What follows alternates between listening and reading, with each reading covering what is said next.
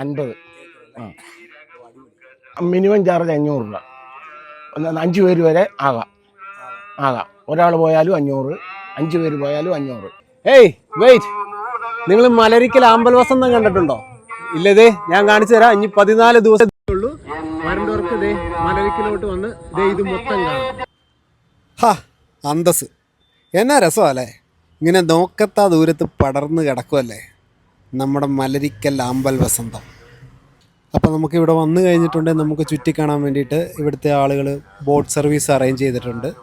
അപ്പോൾ അത് ഏകദേശം 500 രൂപ അടുത്താണ് വരുന്നത്. അത് 5 പേർക്ക് വരെ അതിനകത്ത് യാത്ര ചെയ്യാം.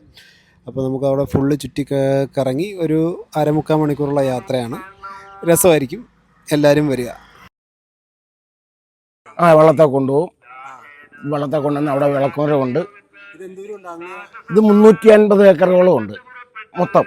അതിനകത്ത് ഏതാണ്ട് ഒരു 5-8 ഏക്കർ കൂടി ഉള്ളു ഇനി ആമ്പലില്ലാതെ ഉള്ളു. ബാക്കി എല്ലായിടത്തും ആമ്പല മുഴുവൻ 50.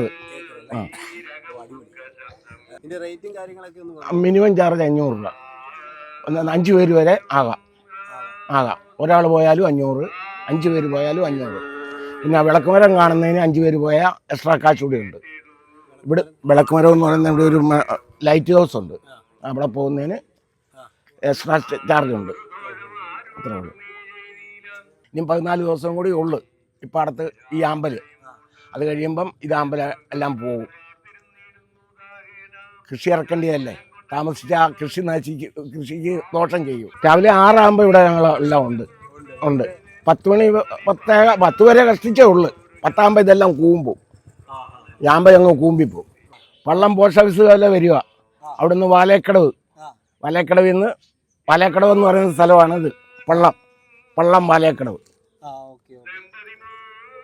ഈ വെള്ളത്തെ നമ്മൾ അക്കരയ്ക്ക് അങ്ങ് പോകില്ല. ഇല്ല, ഇങ്ങനെ കറങ്ങിപ്പോരും. 1/2 മണിക്കൂർ 3/4 മണിക്കൂർ എടുക്കും ഫുള്ള് കണ്ട് കേട്ട് പോരാനായിട്ട്. അപ്പോൾ ചേട്ടൻ പറഞ്ഞ കാര്യങ്ങളൊക്കെ എല്ലാവർക്കും മനസ്സിലായില്ലേ? അപ്പോൾ വേഗം പോരെ. ഇനി വെറും 14 ദിവസം കൂടെ ഉള്ളൂ. അത് കഴിഞ്ഞാൽ പിന്നെ ഇവിടെ കൃഷി ഇറക്കും. പിന്നെ കാണാൻ പറ്റില്ല. പിന്നെ അടുത്ത വർഷമാവും. അപ്പോൾ അടിപൊളിയാണ്. എല്ലാവരും വേഗം പോരെ.